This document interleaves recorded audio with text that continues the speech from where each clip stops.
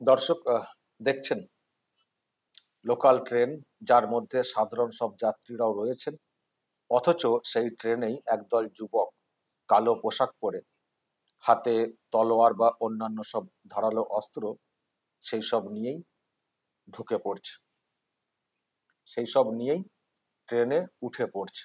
দেখুন, এমনিতেই প্রচন্ড ভিড়, তার মধ্যেই সব ধারালো অস্ত্র শস্ত্র নিয়ে ঢুকে পড়ছে।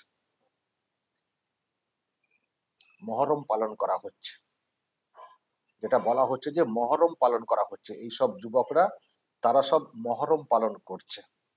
মহরম সামনে চলে এসছে, তো আগে থেকেই তারা সব এলাকাতে ধারালো অস্ত্র, মানে হাতে তলোয়ার বা আরো সব ধারালো সব অস্ত্র সেই সব নিয়ে তারা সব ঘুরছে, আবার ট্রেনে করে এদিক থেকে সেদিক সব যাতায়াত করছে।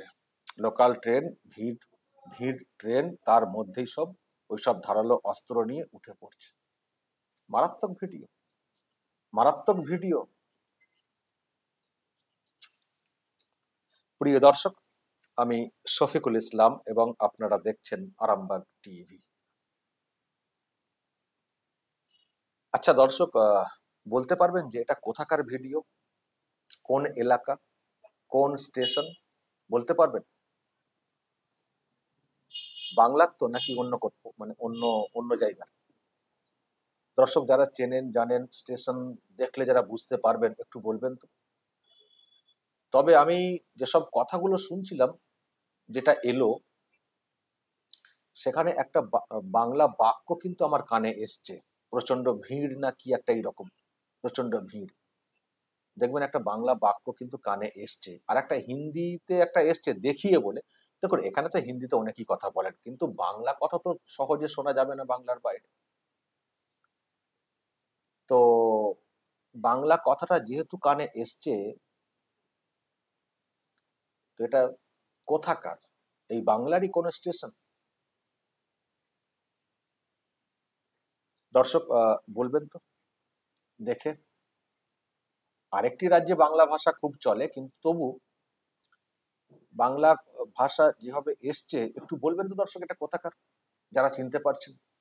আমি সোশ্যাল মিডিয়াতে দেখছি সব নাম টাম বলা হচ্ছে, কিন্তু আমি যেহেতু ওটা দেখে নিশ্চিত নিশ্চিত হতে পারছি না, সেজন্য আমি বলছি না। আপনারা একটু চিনে বলবেন, দরকার হলে এটা আরো ভাইরাল করে দিন, দিয়ে লোককে চিনতে সাহায্য করুন এবং বলুন এটা কোথাকার ভিডিও, একটু বলবেন আইডেন্টিফাই করে।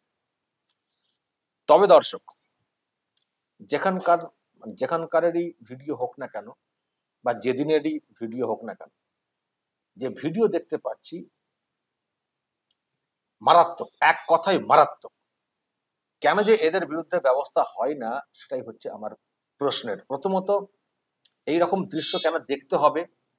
এই রকম পরিবেশ কি করে হতে পারে? এত সাহস কি করে হতে পারে? ধারালো অস্ত্র শস্ত্র নিয়ে এলাকাতে ঘোরাঘুরি এবং সেই সব নিয়ে ট্রেনের মধ্যে উঠে পড়া, এত দুঃসাহস কি করে হতে পারে? আর এই সব দুঃসাহস দেখানোর পরেও কেন ব্যবস্থা হয় না, এটা হচ্ছে প্রশ্ন।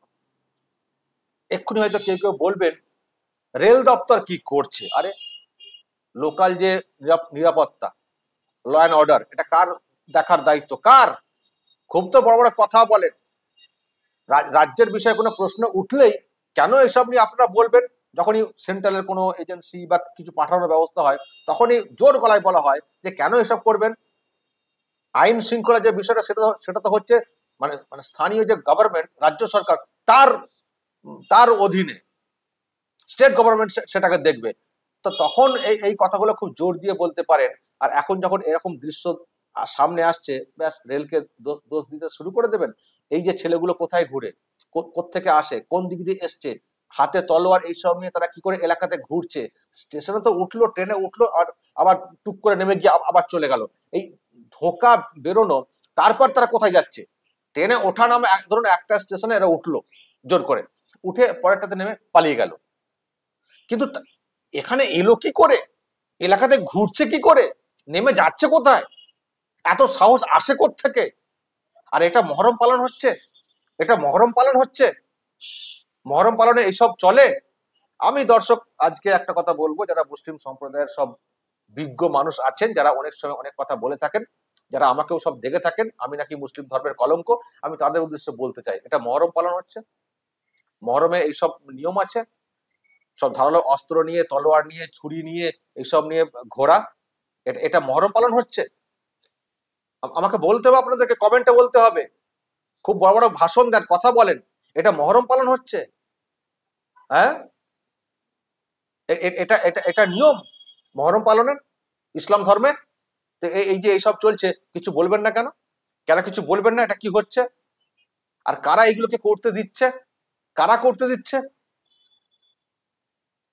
আমি জানি এক্ষুনি হয়তো আর একটা ধর্মীয় রীতির ব্যাপারে কথা বলা হবে, রাম নবমী, যে ওটা তুমি, ওটা আপনি দেখতে পান না, এটা বলছেন।